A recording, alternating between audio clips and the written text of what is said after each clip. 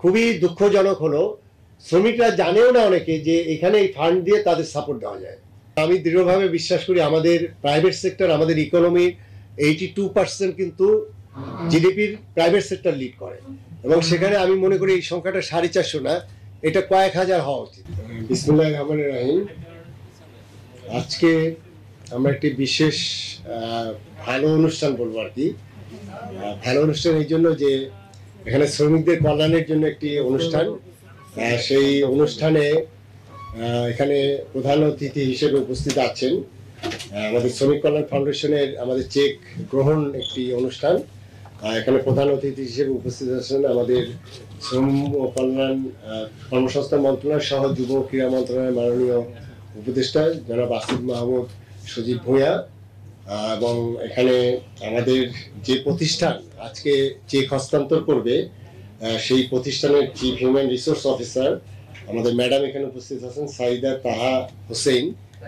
তাহিয়া হোসেন, এবং আমাদের গ্রামীণ ফোনের বিভিন্ন নির্বাহীরা এখানে উপস্থিত আছেন, এবং সম্মানিত সাংবাদিক ভাইরা, সবাইকে শ্রম এবং কর্মসংস্থান মন্ত্রণালয়ের পক্ষ থেকে আপনাদের স্বাগত জানাচ্ছি। আমরা একটু শ্রমিক কল্যাণ ফাউন্ডেশন বিষয়ে একটু কথা বলবো। এটি আসলে কি আপনারা জানেন যে আমাদের যে মালিক এবং শ্রমিক এই দুটো পক্ষকে একটি এনভায়রনমেন্ট তৈরি করা, অর্থাৎ ওয়ার্কিং এনভায়রনমেন্ট তৈরি করার জন্য আমাদের একটি আইন আছে, যেটি হলো লেবার আইন 2006, এবং এই 2006 লেবার আইনটা আবার 2018-তে সংশোধিত হয়েছে, এবং সেই আইন অনুযায়ী আমরা আমাদের এই যে একটি কারখানায় কিভাবে চলবে সেটা আমরা ওই আইন অনুযায়ী আমরা এটা পরিচালনা করি। এখানে আপনারা জানেন যে আমাদের ওয়ার্ক প্লেসে ডিসেন্ট ওয়ার্ক থেকে শুরু করে সেখানে শিশু শ্রম, সেখানে লেবার এক্সপ্লয়টেশন, এরকম অনেক ইস্যু আছে, এবং মালিক এবং শ্রমিকদের মধ্যে বিভিন্ন কারণে অনেক দূরত্বও তৈরি হয়। এবং যেহেতু এই শ্রমিকরা শুধু ডোমেস্টিক ইন্ডাস্ট্রির বা ডোমেস্টিক কনজামশনের যে প্রোডাকশন শুধু করে না, এখানে আমাদের এক্সপোর্ট ওরিয়েন্টেড যে গার্মেন্টসগুলো আছে এবং আমাদের অন্য আদার এক্সপোর্ট ওরিয়েন্টেড যে ইন্ডাস্ট্রিগুলো আছে, সেই কারণে আমাদের বিশেষ করে আরএমজি সেক্টর সহ আদার সেক্টরগুলো, সেখানে আমাদের যারা বায়ার তাদের কিন্তু মিনিমাম একটা স্ট্যান্ডার্ড মেনটেন করতে হয়, অর্থাৎ তাদের শ্রমিকদের কমপ্লায়েন্স ইস্যু বা ওয়ার্ক প্লেসে তাদের সেফটি ইস্যু, এগুলো নিয়ে অনেক তাদের বাইন্ডিংস আছে। এবং আপনারা জানেন যে ডেভেলপ কান্ট্রিগুলো সবসময় আমাদেরকে একটা চাপ দেয় যে আমাদের এখানে ট্রেড ইউনিয়ন থেকে শুরু করে আমাদের শ্রমিকদের কল্যাণের জন্য আমরা হয়তো এখন ওয়ার্ল্ড স্ট্যান্ডার্ড বা আমাদের যেটা ডেভেলপ কান্ট্রির স্ট্যান্ডার্ডে যেতে পারিনি, এরপরও আমরা এগুলো নিয়ে স্ট্রাগল করে চলছি। তো এইখানে শ্রমিকদের কল্যাণের জন্য আমাদের একটি চমৎকার একটা বিধান আছে। সেই বিধানটা কি, যে বড় বড় ইন্ডাস্ট্রি বা বিজনেস এন্টিটি তারা তাদের বাৎসরিক যে লাভটা করে, সেই বাৎসরিক লাভের যে মুনাফা তার 5% শ্রমিকদের কল্যাণের জন্য কাজ করবে। অর্থাৎ সে যদি 100 কোটি টাকা প্রফিট করে তাহলে 5 কোটি টাকা শ্রমিকদের কল্যাণে ব্যয় করবে, এবং ওই যে 5% তার আবার 10%, তাহলে দাঁড়াচ্ছে কি যে আপনার পুরাটার হলো 0.5%, মানে পুরা লভ্যাংশের 5% তার আবার 10%, তাহলে 0.5% তারা আমাদের এই কল্যাণ ফান্ডে, শ্রমিক কল্যাণ ফাউন্ডেশন যেটা আছে সেই ফান্ডে তারা ডোনেট করবে। এই ডোনেশন দিয়ে আমরা কি করব, সেখানে 6-7টা ইস্যু আছে। কোনো শ্রমিক যদি কর্মক্ষেত্রে মারা যায়, অ্যাক্সিডেন্ট হয়, ইভেন তাদের বাচ্চাদের লেখাপড়া থেকে শুরু করে তাদের আমাদের কেউ যদি মানে কর্মহীন হয়ে যায়, তখন এই ফাউন্ডেশন থেকে তাদেরকে আমরা ফাইন্যান্সিয়াল সাপোর্ট দিই। এবং ফাইন্যান্সিয়াল সাপোর্টটা কিভাবে দেবো, এটা আমাদের একটা গাইডলাইন নীতিমালা আছে এবং একটা বিধিমালা আছে, সেই অনুযায়ী আমরা দিয়ে থাকি। মূল কথাটা এটা, অর্থাৎ এই যে শ্রমিকদের কল্যাণের জন্য এই ফাউন্ডেশন, এবং সেই ফাউন্ডেশনে কারা দান করে, ডোনেট করে, সেটি হলো যে তাদের লভ্যাংশের 5%, সেই 5%-এর আবার 10% আমাদেরকে দেয়, আর বাকিটা আবার তাদের ইন্টারনাল অ্যারেঞ্জমেন্টে করে।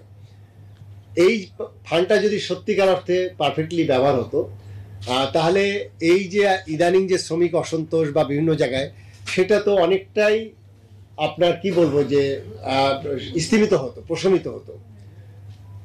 এর পাশাপাশি আরো একটা বিষয় আছে, সেটি হলো এই ফান্ডটা আমাদের যথেষ্ট পরিমাণ ফান্ড আছে, এর বাইরেও আমরা কিন্তু আমাদের নেটওয়ার্কিংটা অতটা বাড়াতে পারিনি। অর্থাৎ এখন পর্যন্ত আমার কাছে যেটা লিস্ট আছে, অলমোস্ট 450-র মতো কোম্পানি এখানে দেয়, এবং আমি দৃঢ়ভাবে বিশ্বাস করি আমাদের প্রাইভেট সেক্টর, আমাদের ইকোনমির 82% কিন্তু জিডিপির প্রাইভেট সেক্টর লিড করে, এবং সেখানে আমি মনে করি এই সংখ্যাটা 450 না, এটা কয়েক হাজার হওয়া উচিত।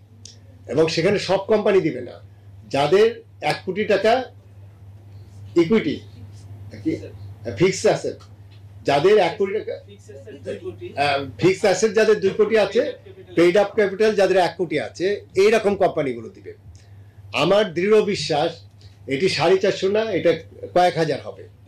তা আমি যে জিনিসটা, আমি অলরেডি আমাদের উপদেষ্টা মহোদয় খুবই কিন এই ব্যাপারে, আমরা এই আওতাটা বাড়াচ্ছি, অর্থাৎ এই ফাউন্ডেশনের ফান্ডটাকে আমরা আরেকটু সমৃদ্ধ করব। কিভাবে? আমরা আমাদের এই কোম্পানিগুলোকে কে রেজিস্ট্রেশন দেয়, আরজেসি দেয়। তা আরজেসির কাছে আমরা অলরেডি চিঠি দিয়েছি যে এই পেইড আপ ক্যাপিটাল 1 কোটি, ফিক্সড অ্যাসেট 2 কোটি যারা আছে সেই কোম্পানিগুলোর তালিকা দিতে। এই তালিকাগুলো আমরা নিয়ে আসলেই আমরা বুঝতে পারবো যে এটি 440 না, এটি কয়েক হাজার হয়তো বা হবে, আমার একটা ধারণা। বাংলাদেশের এখন প্রাইভেট সেক্টর যেভাবে এক্সপ্যান্ড হয়েছে, এটি একটা ইস্যু। এবং তখন তাদের কাছ থেকে আমরা আইন যেটা আছে সেই আইন অনুযায়ী আমরা সেটা আদায় করব। এবং আপনারা হয়তো প্রশ্ন করবেন, যদি আদায় না করা হয় তাহলে কি করা হবে?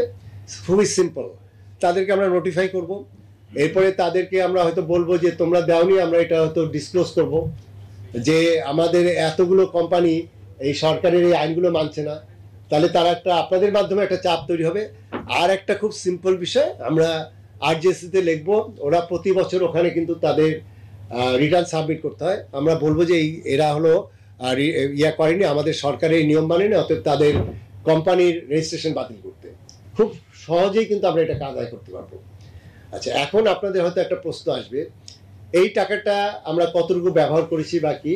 আমি অতীতে আমি অনেক সময় বলেছি, আমাদের উপদেষ্টা মহোদয় সবসময় বলেন যে 5ই আগস্ট আগে এবং 5ই আগস্টের পরে আমরা একটা গণ অভ্যুত্থান বলেন আর যেটাই বলেন, আমরা বৈষম্য বিরোধী যে ছাত্র আন্দোলন হয়েছে তার মাধ্যমে আমরা একটা নতুন একটি সরকার তৈরি হয়েছে, এবং সেই অন্তর্বর্তীকালীন সরকার এবং যারা উপদেষ্টা মণ্ডলী কাজ করছেন, এখন আগে কিভাবে হয়েছে, কেন হয়নি, কি কারণে দেওয়া যায়নি, আমরা সেই প্রশ্ন তুলব না। আমরা সামনে এগিয়ে যেতে চাই। আগের সমস্যাগুলো যেগুলো হয়েছে সেই সমস্যা থেকে আমরা এটাকে খুব ট্রান্সপারেন্ট করতে চাই। সেই ট্রান্সপারেন্টটা কি? অর্থাৎ খুবই দুঃখজনক হলো, শ্রমিকরা জানেও না অনেকে যে এখানে এই ফান্ড দিয়ে তাদের সাপোর্ট দেওয়া যায়। তাহলে এটা জানানো দরকার, এবং সেটা আপনাদের মাধ্যমে। আমরা কেন আজকে এই আয়োজন করেছি, আজকে আপনাদের মাধ্যমে আপনারা মানুষকে জানাবেন যে এই ফান্ড আছে, এবং এই ফান্ড শ্রমিকদের কল্যাণের জন্য এই ফান্ড আছে, এটি একটা বিষয়। দ্বিতীয় বিষয়টা হলো যে এখানে যে আবেদন প্রক্রিয়া আছে, এটি সেই মান্ধাত্তা আমলের, সেটি কেউ একজন আবেদন করে এবং তার পিছনে আবার কিছু লোক চক্র তৈরি হয়ে আছে, এবং ওইটা হলো কেস টু কেস, আপনার যাদের সাথে বনিবনা হয় শুধু তাদেরকে দেওয়া হয়। এই জায়গাটা আমি উপদেষ্টা মহোদয়ের নির্দেশনা অনুযায়ী আমরা এটাকে ফুললি অটোমেটেড করছি। অর্থাৎ আবেদন এরকম আসবে, 25 নম্বর আবেদন নিষ্পত্তি না হওয়া পর্যন্ত আমরা 26 নম্বর আবেদনে যাব না, এবং এটা ট্রান্সপারেন্ট থাকবে। এখানে যে কেউ অ্যাক্সেস থাকবে, তারা ইচ্ছা করে ভিজিট করতে পারবে যে তার আবেদনটা কোন পর্যায়ে আছে এবং কবে সেটা পাবে। তা আমরা এরকম সিস্টেম ডেভেলপ করছি। আমি আশা করব যে আমাদের এই কাজের সাথে আমরা, আমাদের এখানে যারা মিডিয়ার ভাইরা আছেন, ইভেন কর্পোরেট গ্রুপরা আছেন, তারা এখানে খুব মানে পজিটিভভাবে আসবেন, এবং এই ফান্ড দিয়ে আমরা কিন্তু শ্রমিকদের যে এই অসন্তোষ, তাদের যে বঞ্চনা, এটা আমরা অনেকটাই নিবারণ করতে পারবো বলে আমার বিশ্বাস। আজকে কেন আমরা গ্রামীণ ফোনকে এখানে ডাকলাম, এটি হয়তো আপনাদের প্রশ্ন থাকবে, সেটার জন্য আমি একটু জবাব দিতে চাই। আমাদের এখন পর্যন্ত যে ফান্ড আসছে, সেই ফান্ডের আজকে ওনারা দিবেন 44 লক্ষ টাকা। এই 44 লক্ষ টাকা মানে কি? অর্থাৎ তারা প্রফিট করেছে এর থেকে 200 টাইমস বেশি, তাই তো? কারণ 0.5 আমরা পাচ্ছি, 24 লক্ষ টাকায় 0.5, তাহলে এটাকে মাল্টিপ্লাই করতে হবে কত দিয়ে? 200 টাইমস। এটা তারা প্রফিট করেছে।